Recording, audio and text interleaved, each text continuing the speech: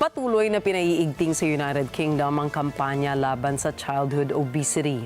Ang katunayan ay ipinagbabawal na sa UK ang pag-ere ng junk food commercials sa telebisyon, maging ang mga advertisement sa online platform. Si Sara Alcantara para sa detalye.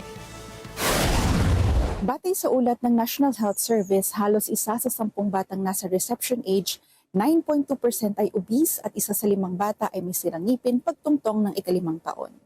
Dahil dito, ipinatupad ng UK government ang food and drinks high in fat, salt and sugar advertisement ban sa alinmang platform. Saklaw ng nationwide ban na ito ang mga patalastas na nagpapakita ng unhealthy products.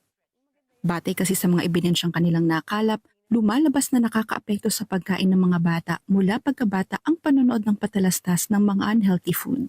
Ilan sa mga itinuturing na produktong may malaking ambag sa obesity ng mga kabataan ay ang pizzas, ice creams, soft drinks, chocolates at iba pang matatamis na pagkain. Sa kabila ng ban, maaari pa rin i-advertise ng mga kumpanya ang kanilang brand ngunit hindi ng specific products. Ayon kay Brand Strategy Director ng marketing agency ng Initial CX na si Josh Tilley, hindi ipagbabawal ang mga commercial na may logo ng PepsiCo o McDo, kaya hindi ganun kalaki ang epekto ng ban sa mas malalaking kumpanya.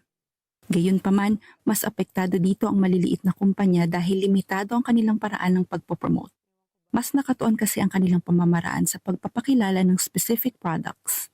Maaari namang parusahan ng Advertising Standards Authority o ASA ang mga kumpanyang hindi susunod sa bagong patakaran. Inaasahan ng UK government na sa pamamagitan ng advert ban na ito ay maiiwasan ng halos 20,000 kaso ng obesity sa mga kabataan. Sara Alcantara, London Bureau para sa mata ng Agila International, trusted, connected, on point.